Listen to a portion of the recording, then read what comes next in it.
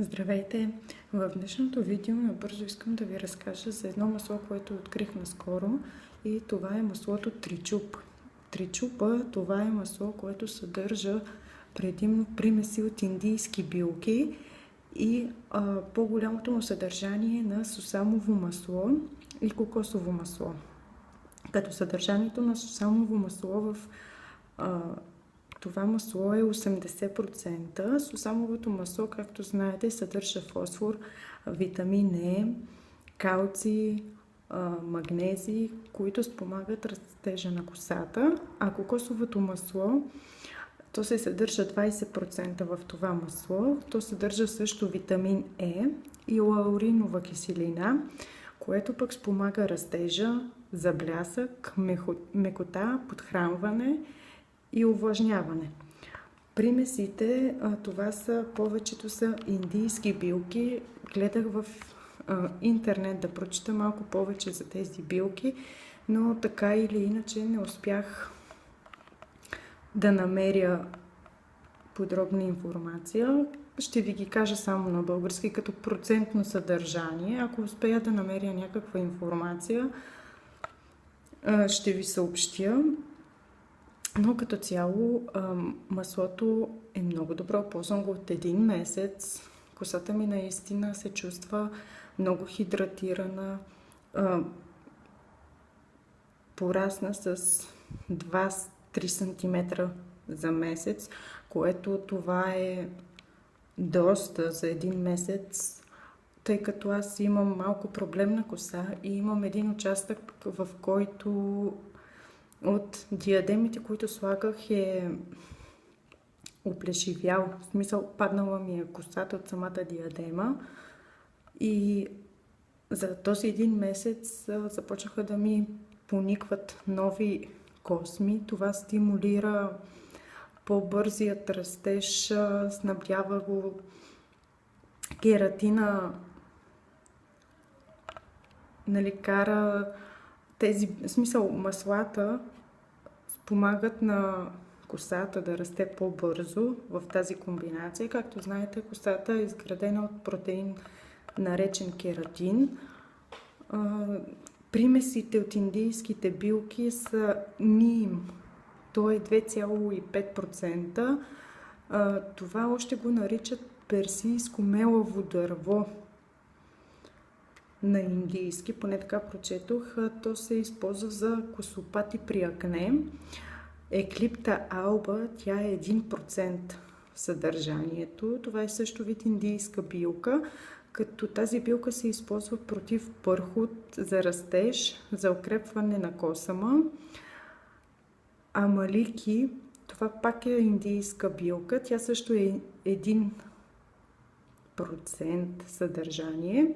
Наричат го още индийско цариградско грозде. То се използва за растеж. Индигофера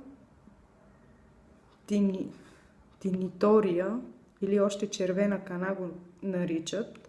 Също е 1% съдържание. Центела азиатиката, това е пак, ако не се лъжа, вид индийска кана, която се добива от това дърво или растение, билка. Търсих, но не намерих информация. Съдържанието също е 1%. Жасмин също се съдържа в това масло. Циперус ротундус, пак вид индийска билка, 1%. Аброс прекаториус, също 1% съдържание.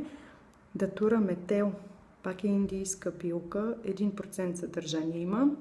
Глицериза глабра, тя пък е със съдържание 0,5%. Всичко това са примеси от билки индийски, които ви казвам. Да не се чудите какви са тези имена. Другият примес, това е кратаева норвала, 0,5%. Пунгамия пината, 0,5%. Саланум индикум, 0,5%.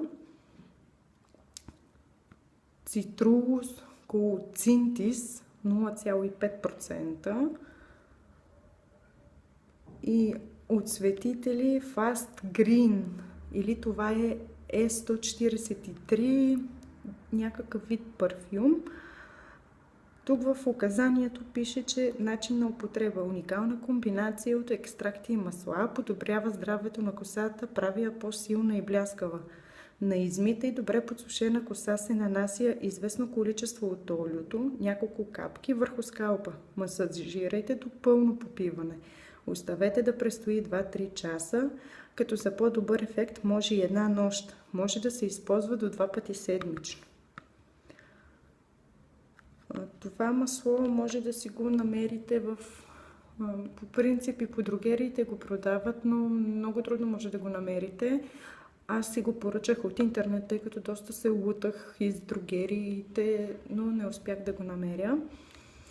Затова ви препоръчвам да си го поръчате от интернет. С доставката някъде ще ви излезе около 10 лева. Наистина това масло е уникално. Пред конският шампуан, където съдържа конски витамини, аз това масло го предпочитам. Индийските билки също са доста полезни. Ефектът е по-бавен, но пък за сметка на това не уврежда нито косама, нито обърква хормоните, докато конският шампуан съдържа конски витамини, които да стимулират растежа на гривата и по този начин, когато проникнат в скалпа, те могат да объркат хормоните на жената и затова аз не го предпочитам.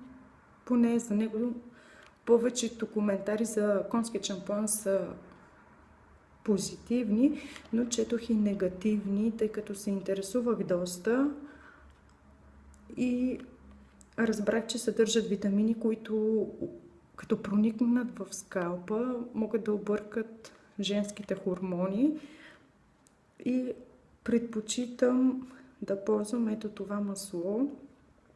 Препоръчвам ви го. Нямам много информация за това масло. Аз се рових много в интернет, но явно сега излиза на пазара и достатъчно информация няма за него.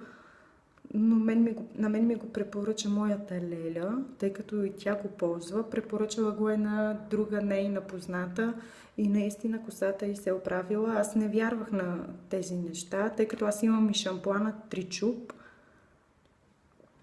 и аз ги комбинирам първо маслото, като съм имала случаи, в които съм престоявала и цяла нощ с него. Понякога го държа и 2-3 часа, но в комбинация с шампуана Тричуп наистина ви казвам, че косата е уникална, свежа, не е сплъстена, както при повечето шампуани и масла. По някой път косата става сплъстена. След като изсъхне, придава страшна мекота, чувствам я увлажнена, космите сами се движат, докато при другите не може да се забележи този ефект. Явно примесите, които имат, са по-слаби и трябва по-честа употреба, но това масло на мен страшно много ми допада. Ако желаете, може да си го закупите и вие да го пробвате. Аз го ползвам вече месец. Сега ще ви покажа отвътре как изглежда. Ето така. Това стига за около година и половина.